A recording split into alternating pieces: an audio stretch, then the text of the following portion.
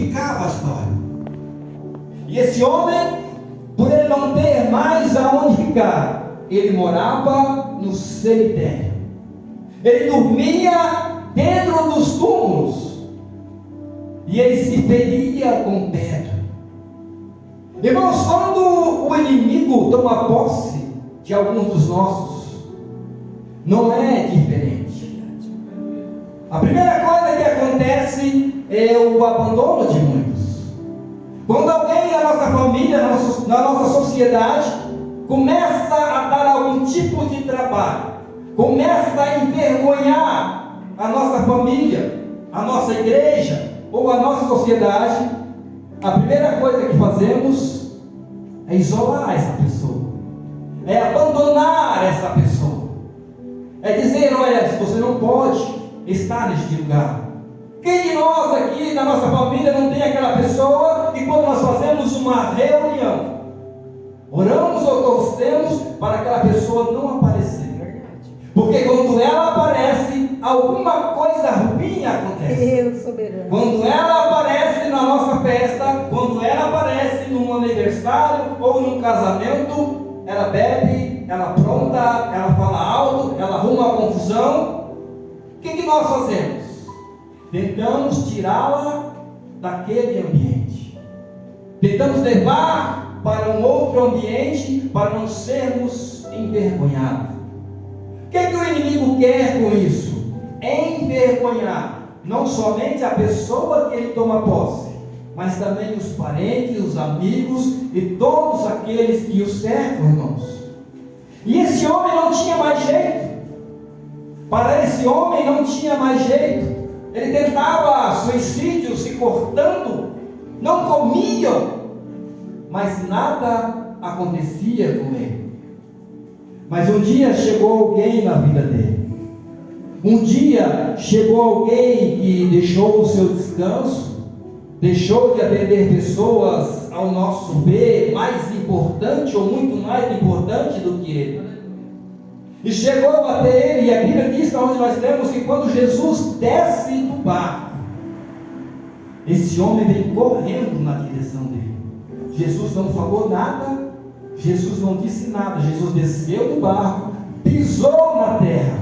Quando Jesus pisa na terra, esse homem vem correndo ao seu encontro.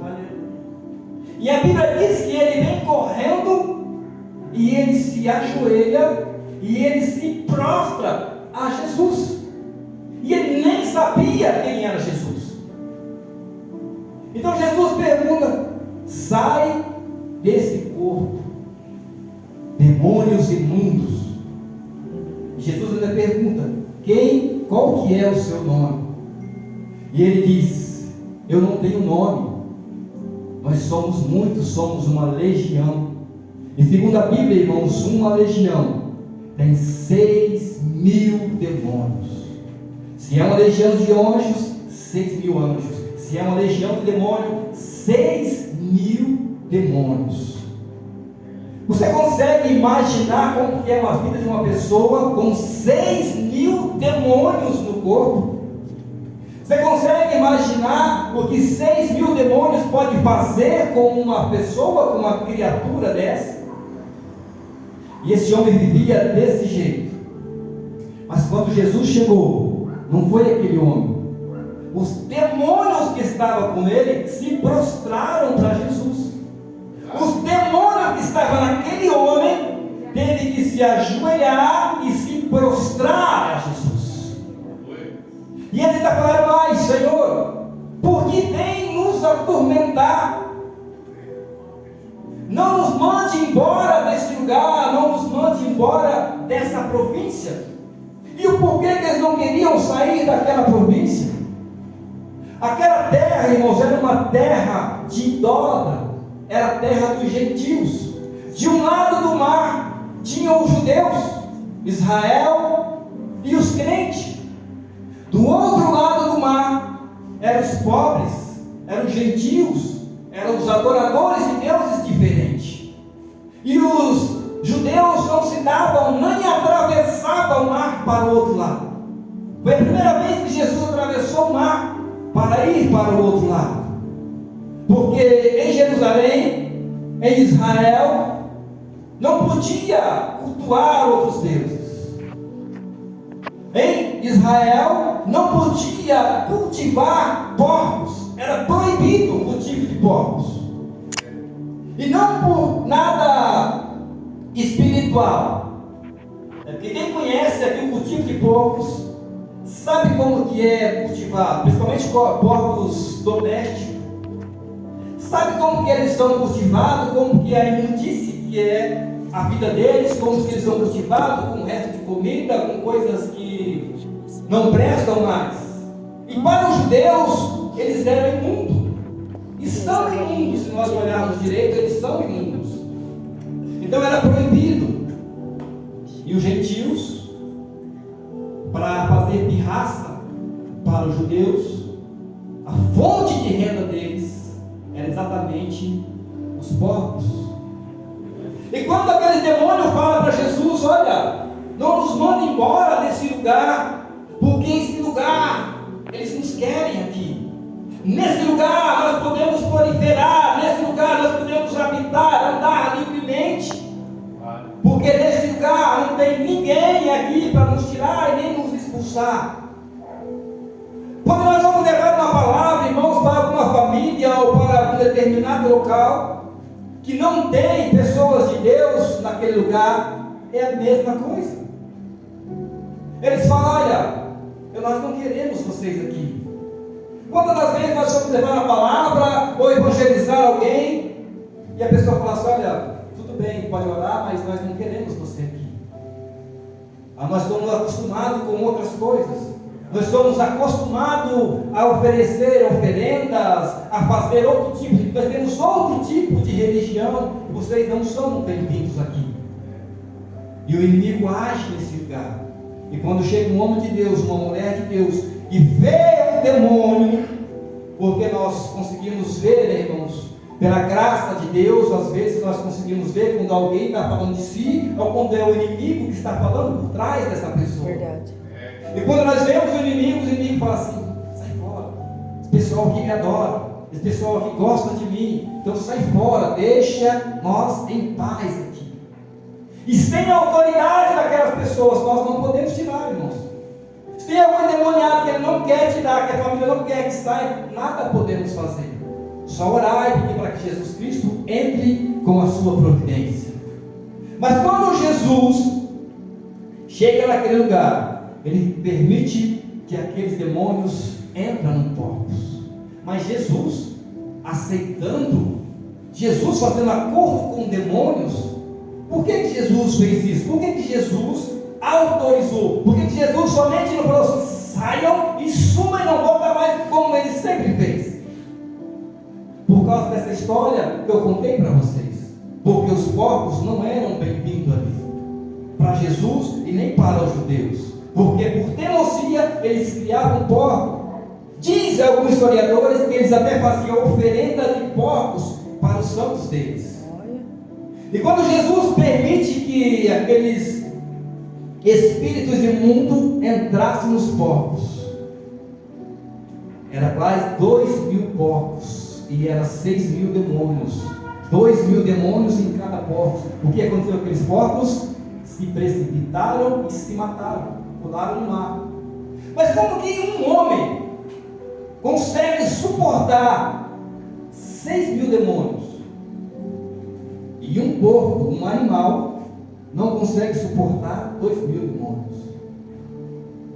Porque naquele homem tinha algo que Jesus já tinha visto há muito tempo atrás, irmãos.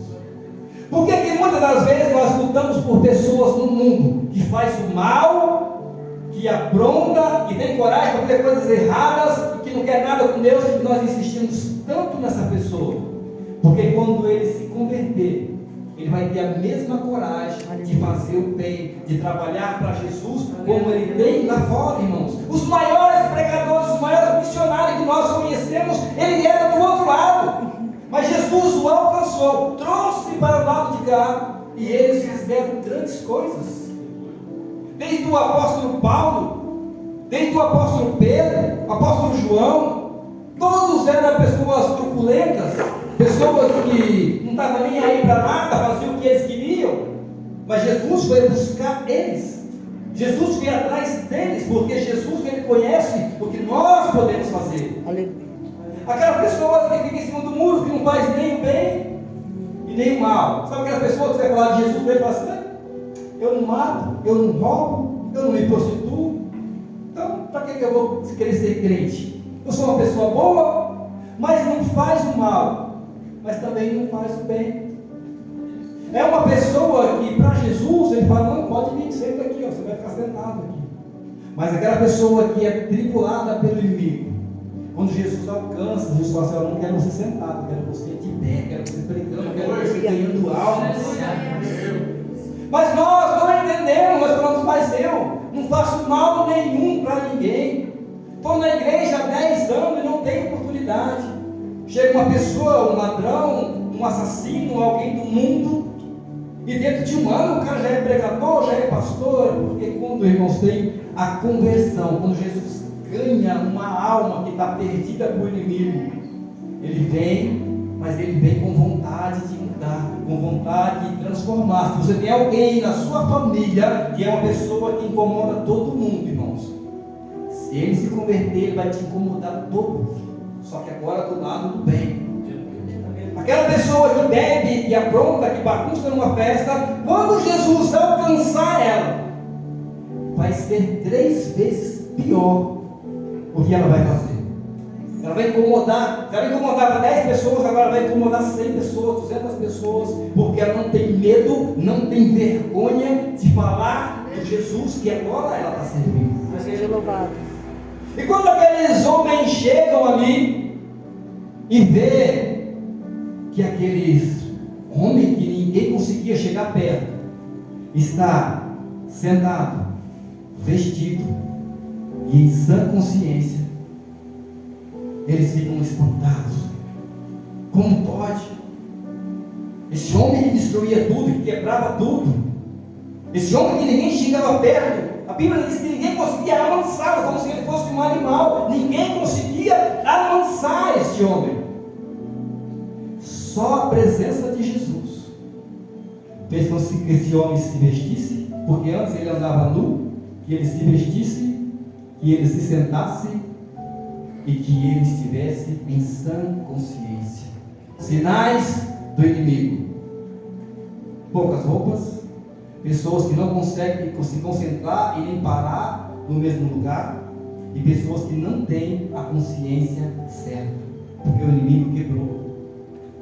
Irmãos, qualquer pessoa, ou a maioria das pessoas, sai da presença de Deus, a primeira coisa que ela faz é abandonar as vestes que ela usa aqui dentro. A primeira coisa que ela faz é se mostrar para o inimigo.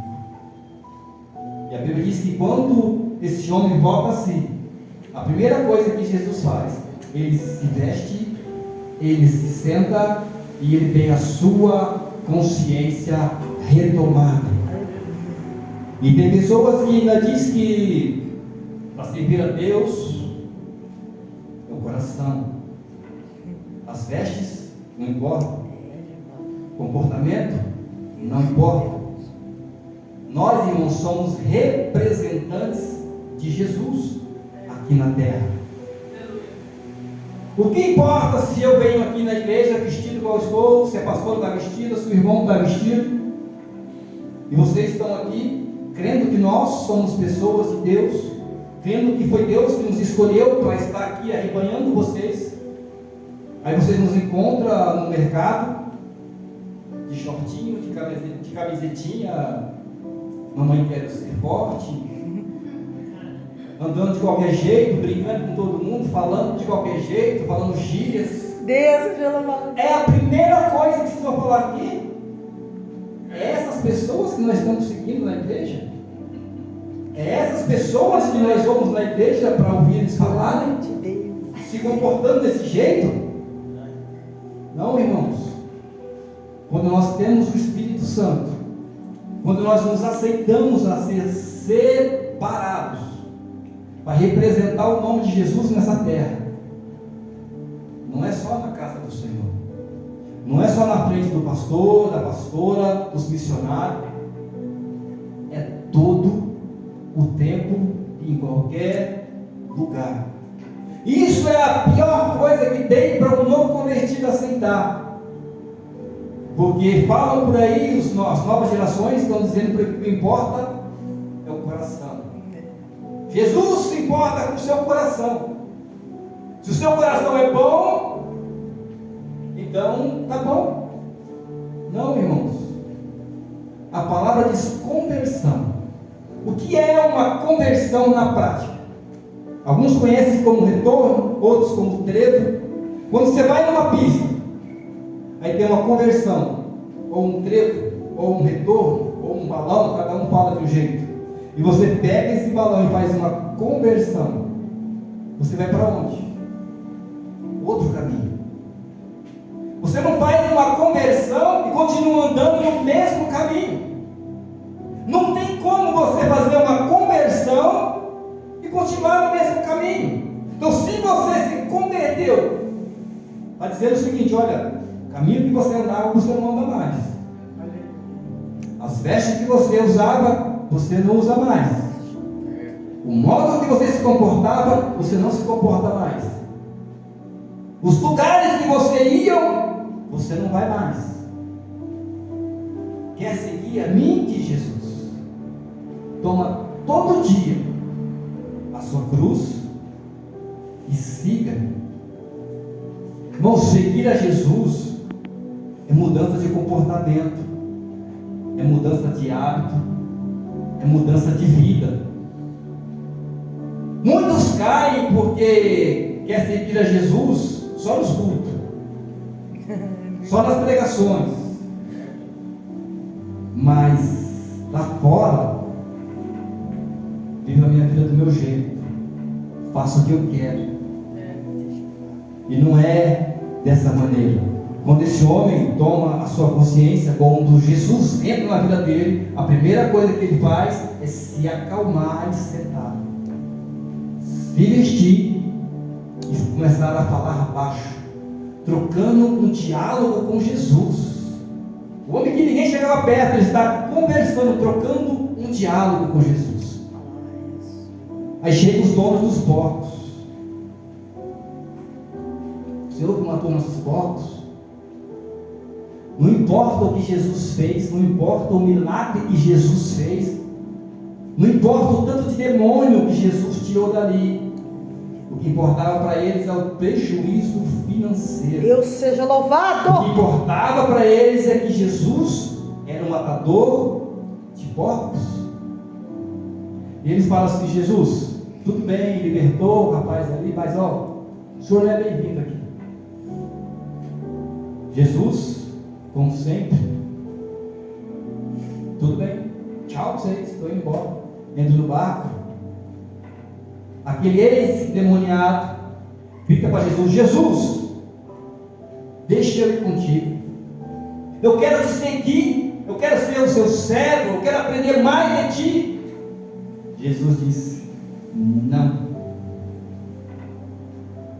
volta para a sua família, volta para os seus e diga a eles o quão generoso meu Deus foi com você. E esse homem volta, irmãos, para a sua família. Porque, irmãos, quando você está preso em algum tipo de prisão, que seja ela prisão física, que seja ela uma enfermidade, qualquer tipo de prisão, você não está preso sozinho. Todos os que te amam estão presos com você. Se você pegar uma família que tem alguém que sofreu alguma tragédia e ficou paralítico ou paraplégico, mobiliza toda a família, muda a rotina de toda aquela família, para receber, para adaptar e para ajudar aquela pessoa. Pais e mães, quando um filho tem algum tipo de enfermidade, ou até mesmo quando um filho vai preso, passa dias e noites sem dormir, sem comer, sem beber, sem se divertir. Famílias que tem alguém na sua família enfermos, que recebe um diagnóstico médico que olha, não tem mais jeito, foi desenganado do médico. Não é só a pessoa que está presa ali, toda a família está presa junto, ninguém mais tem alegria para nada. Se alguém te chama para uma festa, não, eu não vou, meu irmão está passando por uma dificuldade, eu não posso ir. Ah, mas é seu irmão, não é você? Não, ele é meu irmão e eu não vou. Eu não posso me alegrar se tem alguém na minha casa que está triste. Eu não posso me alegrar, me divertir se tem alguém na minha casa que está doente. Eu não posso me alegrar e nem me divertir se tem alguém na minha casa que foi preso injustamente. Porque aquele que ama, irmãos, ele sente a dor dos outros. E Jesus, quem ama mais do que Jesus? Quem nos ama mais do que Jesus?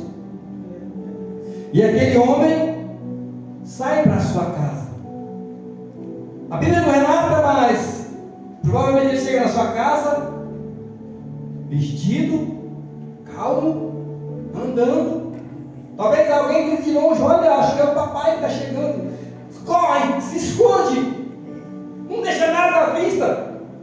Não é assim que tem pessoas que é dependente químico.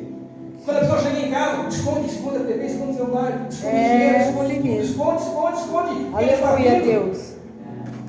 Aí chega esse homem e fala: calma, eu estou bem, eu tive um encontro com Jesus, Jesus me libertou, eu não tenho mais esses problemas. Calma, pode deixar o dinheiro da minha frente, sentar o que vocês quiserem, eu sou um convertido, eu não mexo com nada de ninguém. Irmãos, ele começa a alegrar a sua família, os mais próximos, e quando todos vão sabendo, todos vão se alegrando. Ele traz a paz. Jesus, ele traz a paz para aquele homem, ele traz a paz para a família dele, ele traz a paz para aquela sociedade, para aquela cidade. E esse homem não se contenta só com isso. Decápolis é uma região, é uma ilha onde eles estão ali, de 10 cidades. Ele vai de cidade em cidade, pregando o nome de Jesus, dizendo: olha, você lembra de mim? Não te conheço. Mas você sabia de uma história que tinha um endemoniado que quebrava tudo, que expulsava todo mundo? Ah, sim, lembro dessa notícia. Sou eu. Olha o que Jesus fez comigo, olha como eu estou. E todos se maravilhavam com o que ele dizia, com o que Jesus tinha feito. E passaram-se um tempo, 2 anos e meio aproximadamente. Jesus volta àquele lugar. Na segunda multiplicação dos pães e peixes, Jesus volta, foi feito naquele lugar. Quando Jesus entra em Decápolis, tinha, a Bíblia relata, 4.000 homens, fora crianças, mulheres e idosos. Aproximadamente de 8 a 10 mil pessoas para receber Jesus, por causa de um homem que Jesus libertou. Irmãos, o valor, irmãos, de uma libertação não tem preço. E se você tem alguém na sua família que você fala assim: esse não tem mais jeito, nem estou orando mais por ele, porque não adianta. A hora que Jesus quiser, ele entra na sua casa, ele pega aquele seu filho que você disse que não tem mais jeito, ele pega aquele seu marido que você disse que não tem mais jeito, ele pega aquele seu pai que você disse que não tem mais jeito, ele pega aquela pessoa abandonada na rua que todo mundo olha e diz que não tem mais jeito, e ele se apresenta, ele limpa, ele lava essa pessoa e transforma em um missionário, como foi feito com esse gadareno. Porque Jesus, irmãos, ele tem poder para isso. Para nós, a nossa limitação chega no máximo até o outro lado da rua. Quando tentamos uma vez, 2 vezes, 3 vezes, convidamos alguém para ir na casa do Senhor: ah, hoje eu não vou. Eu cheguei tarde. Domingo que vem eu vou. Tal dia eu vou. Chamamos 3, 4 vezes. Não chame mais. Se quiser ir, vai. Se não quiser, eu já fiz a minha parte. Não quer ir, não vai. Aí chega outra pessoa, convida mais umas 2 vezes. A pessoa vem de curioso para conhecer. Eu não acredito. Tem pessoas, irmãos, infelizmente, que falam assim: eu não acredito mais em milagre, eu não acredito em Jesus, eu não acredito em Deus, porque a minha vida não condiz com o que vocês estão falando. Vocês dizem que tem um Deus, que tem um Jesus, que tudo pode, que tudo faz, e por que a minha vida é desse jeito? Por que eu não consigo mudar? Por que a minha situação não muda? Se Jesus chegar para você, ele vai falar só assim: olha, vem aqui, vamos assistir um filme aqui da sua vida, do seu passado. Chega no final, ele vai te perguntar: quem que é o culpado do que você está vivendo? Sou eu? Ou foi as suas escolhas que te levaram para isso? Muitas das vezes, irmãos, nós fazemos escolhas erradas, ou aceitamos coisas na nossa vida que não era para aceitar, que não era o que Deus queria para nós, achando que teremos alguma vantagem em receber alguma coisa de alguém que nós não merecemos. Eu creio que de nós aqui, acho que poucas pessoas podem dizer assim: se alguém chegar para você hoje, nós estamos em crise, e falar assim: olha, toma R$1.000 para você. A maioria de nós pega esses R$1.000, põe no bolso e não pergunta nada. Mas o que devemos fazer? Por que está me dando esses R$1.000? Não, eu ganhei esse dinheiro, eu estou te dando. Não, mas por quê? Por que eu? Por que para mim? Por que você quer me abençoar? Não estou entendendo. Não, eu estou te dando, você não quer? Não, eu quero só que você me explica por que eu e por que você está me dando esse dinheiro. Quem de nós faria isso, irmãos? Mas e por que quando vem alguma coisa ruim, nós perguntamos: por que eu, Senhor? Por que comigo? Tantas pessoas ruins no mundo, vai acontecer comigo. Porque o que vem, o que dói em nós, irmãos, nós conseguimos sentir e expressar. Mas o que vem de bênção para nós não queremos nem explicação. E nós temos que mudar isso, né, irmãos? Porque o inimigo, o que ele mais te oferece é facilidades e pratos bonitos e perfeitos. Se nós começarmos a questionar o porquê que alguém está querendo nos ajudar, porque hoje em dia ninguém dá nada de graça para ninguém. E se alguém está te oferecendo alguma coisa hoje, dizendo que não é por nada que está querendo, amanhã vai te cobrar isso. Eita, Jeová. Nós pegamos e nossa, foi Jesus que mandou. Nem sempre as bênçãos vêm de Jesus. Muitas das vezes o inimigo, ele nos abençoa para lá na frente nos cobrar. Lembra daquele dia eu te dei R$1.000? Não lembro, então estou precisando de um favorzinho seu. Você deu para você aqui? Não é assim que funciona. Você aceitou e agora eu preciso de um favorzinho seu para pagar aqui.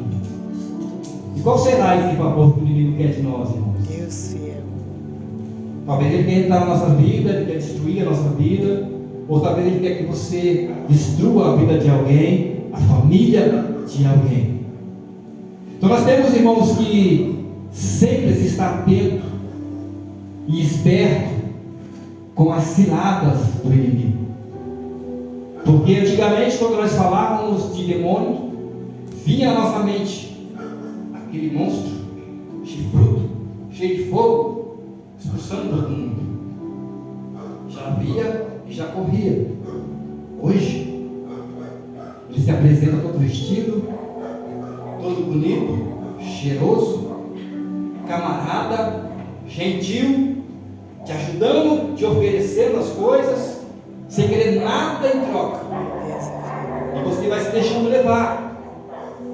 Não, na hora que você vai perceber, já está tarde demais.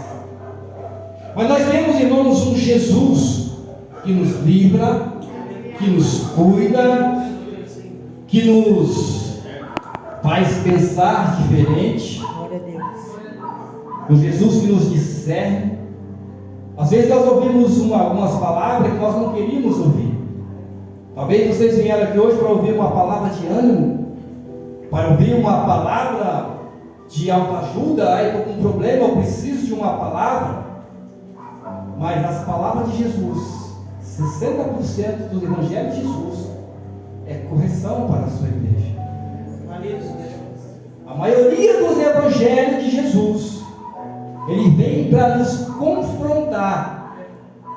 Ele não vem para nos alegrar. Se nós saímos de uma pregação, saímos de um culto guiado pelo Evangelho de Jesus, alegre e saltitante, não foi pregado a verdade do Evangelho. Mas quando nós saímos de um culto chorando, com dor, com sentimentos de culpa, aí a palavra entrou no coração. Porque Jesus, quando Jesus veio, ele veio para acertar o mundo. Ele veio para fazer com que as pessoas entendessem o que era certo e o errado, e que o errado tinha um preço e que o certo teria um galardão. Então as pregações de Jesus, elas sempre vinham. Jesus ele começava uma pregação assim, fazendo um milagre, fazendo uma cura, aí vinha juntando pessoas para ver o milagre que ele fez, para ver a cura que ele fez, ia juntando a multidão. Quando a multidão estava grande, começava o cajado. Jesus começava a falar duro. Jesus começava a dizer: olha, se conserta. Jesus começava a dizer: olha, do jeito que você está, você não entra no reino dos céus. Se você não parar o que está fazendo, você não entra no reino de Deus. Se você não mudar, se você não aceitar o Pai, se você não me aceitar, você não vai subir. Certa vez que Jesus estava pregando duro, e a multidão começou a ir embora. Sabe quando o pregador começa a pregar e falar a verdade que te conflita, e a pessoa fala assim: ah, eu estou ouvindo essas coisas, está falando. Quando a pessoa está envolvida em adultério, e a pregação está falando sobre adultério, a pessoa fala assim: quero nem ouvir, vai sair. Quando está falando de roubo, a pessoa está envolvida em roubo, vai sair. E foi saindo. Aí Pedro chama Jesus e fala assim: Senhor, o que você está fazendo? Está todo mundo indo embora, sua palavra está muito dura. Melhor aí. Sabe, irmãos, quando você está pregando e que os irmãos começam a te puxar, falar assim: calma, está muito dura a palavra. Aí Jesus olha para trás, olha para Pedro e fala: para trás de mim, Satanás. Não com Pedro, mas com Satanás que estava em Pedro. E ele fala assim para Pedro: quer ir com eles? Pode ir. Aí Pedro fala assim: e aonde vai ter alguém com palavras de vida eterna como o Senhor? Bendito seja. Não é aonde vai ter palavra, quem vai ter palavras de vida eterna? Bendito seja o Rei da Glória. Jesus, irmãos, ele sempre sabe o que fala, o que faz, sempre te traz nos lugares certos para ouvir. Às vezes você sai de casa e fala assim: hoje eu vou na igreja que eu estou a fim de ouvir uma palavra que vai me exaltar, que você está tranquilo. Você entra na casa do Senhor, Jesus manda uma palavra, um cajado de correção. E você fala: nunca mais eu volto naquela igreja. Nunca mais eu vou ouvir aquele pastor pregar. Quando chega na sua casa, você deita no seu travesseiro, começa a remoer aquilo que foi falado, e você fala: falou comigo, é a minha verdade. E no outro dia você está na casa do Senhor. Quando você escuta uma palavra que te exalta, que diz assim: olha, pode fazer o que você quiser, não importa o que você está fazendo, o que importa é o seu coração. Jesus é amor. Jesus te ama de qualquer jeito que você estiver. Não importa, você não precisa de uma religião, você não precisa seguir uma igreja, você não precisa ficar orando. Jesus te conhece, Ele sabe da sua capacidade. Você fala: olha, amei essa igreja, ou igreja boa, vou ficar aqui, vou vir várias vezes. Chega na sua casa, vai dormir e fala: peraí, isso que foi pregado aqui está fora do Evangelho. Isso que foi pregado aqui está fora do que eu conheço. mais nessa igreja. Está dizendo que eu estou certo, eu estou errado? Não, que isso, não pode. Então, irmãos, quando nós ouvimos uma palavra dura, nós temos que dar graças a Deus, porque Jesus está te corrigindo, porque Ele não quer te perder. Quando Jesus Ele te corrige, é porque Ele não quer te perder. Ele está vendo, Ele te conhece, Ele está vendo para onde você está indo, Ele está vendo que o seu caminho está te levando para um abismo. E Ele entra à sua frente e fala assim: não vai. Se você for, você não volta. Mas a escolha é sua, nós temos o livre-arbítrio para fazer o que queremos. Mas o nosso Jesus, irmãos, Ele é o único que pode nos libertar. Se tem alguém que você acha que não vai ser liberto, continue orando, continue buscando por Ele, que Jesus vai alcançá-lo.